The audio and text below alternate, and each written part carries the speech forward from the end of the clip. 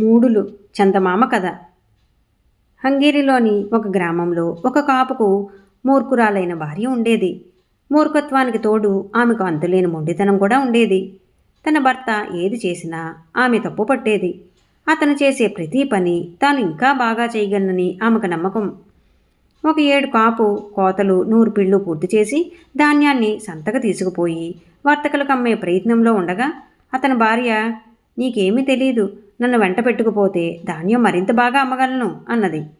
అయితే నువ్వే వెళ్ళి అమ్ముకురా, నేను కూడా దేనికి అన్నాడు కాపు. ఆమె సరేనని ధాన్యం మూటలు బండిలో వేసుకుని ఇంటి పని చేసే కుర్రవాణ్ణి వెంట తీసుకుని బయలుదేరుతూ ధాన్యం ఏ ధరకు అమ్మాలి అని మొగుడిని అడిగింది. ఆ మాత్రం తెలీదా, ఉన్న ధరకు అమ్ము అన్నాడు భర్త. కాపు భార్య సంతకు చేరింది. ఒక గడుచు వ్యాపారి ఆమె వద్దకు వచ్చి, ధాన్యం ఎలా అమ్ముతున్నావు అని అడిగాడు. ఉన్న ధరకు అమ్ముతాను అన్నది కాపు భార్య.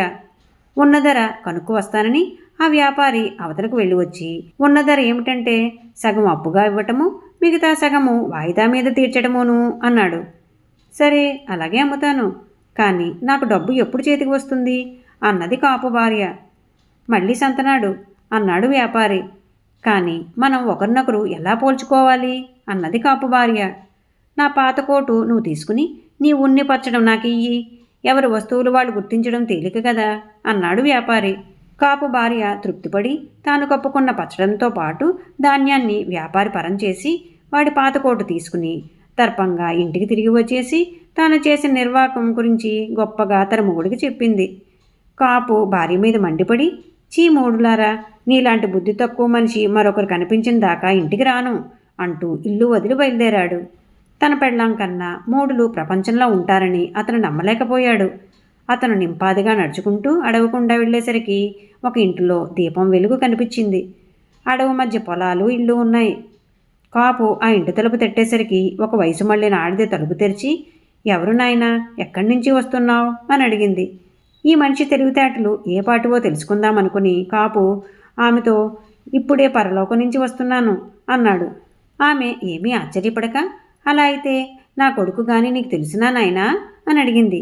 ఈ మనిషి మూఢత్వం ఎంత దూరం పోతుందో చూడాలనిపించింది కాపుకు. ఎరకకేమమ్మా, పాపం అతను చింకి బట్టలు కట్టుకుని ఎముకలు గుడ్డ పీలుకలు అమ్ముతూ తన బండి తానే లాక్కుంటూ నా నాగచాట్లు పడుతున్నాడు అన్నాడు. అయ్యయ్యో, నువ్వు మళ్ళీ అక్కడికి పోతున్నావా నాయనా అన్నది ఆమె.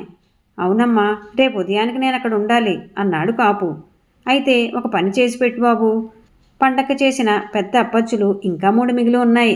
మా ఆయనకు తెలియకుండా దాచిన డబ్బు కొంత ఉన్నది. కొంచెం ఆగావంటే 3 బాతులు వండిస్తాను, వాటిని తీసుకుపోయి మా వాడికి ఇయ్యి అన్నట్టు మా ఆయన ఎవతనో మోసం చేసి మంచి ఉన్ని పచ్చడం తెచ్చాడు, ఇది కూడా మా అబ్బాయికి ఇయ్యి అన్నదే ఆ ఇల్లాలు. అనుకోకుండా రావాల్సిన చోటుకే వచ్చాను కదా అనుకున్నాడు కాపు. ఇంటి ఆవిడ వంట చేస్తున్నంతసేపు అతను విశ్రాంతి తీసుకుని వంట పూర్తి కాగానే ఆవిడిచ్చిన వస్తువులన్నీ పుచ్చుకుని తన కొడుకు బండి కోసం ఆమె ఇచ్చిన గుర్రాన్ని ఎక్కి బయలుదేరాడు. అతను వెళ్ళాడో లేదో ధాన్యం వ్యాపారి ఇల్లు చేరుకున్నాడు. ఆయన భార్య జరిగిందంతా చెప్పింది. వ్యాపారి నెత్తి నోరు బాదుకుని పెళ్ళాన్ని తిట్టి పరిగెత్తుతూ ఇంటి నుంచి బయలుదేరాడు. తన వెనుకగా ఎవరో పరిగెత్తుకుంటూ వస్తున్న సంగతి పసిగట్టాడు కాపు. తన గుర్రాన్ని అడవి లోపలికి తీసుకుపోయి ఒక చెట్టుకు కట్టేసి తాను మళ్ళీ దారిపక్కకు వచ్చి ఒక ఒరిగిపోయిన చెట్టుకు భుజం పోటీ పెట్టినవాడిలాగా నిలబడ్డాడు. వ్యాపారి అతన్ని చేరవచ్చి, ఇటుగా గుర్రం మీద ఎవడైనా వెళ్ళాడా అన్నాడు. వెళ్ళాడు, కానీ నువ్వు వాడి జోలికి పోకు, వాడు బలాఢ్యుడు అన్నాడు కాపు. నీకన్నా బలం కలవాడా అని వ్యాపారి అడిగాడు. కాదు అన్నాడు కాపు.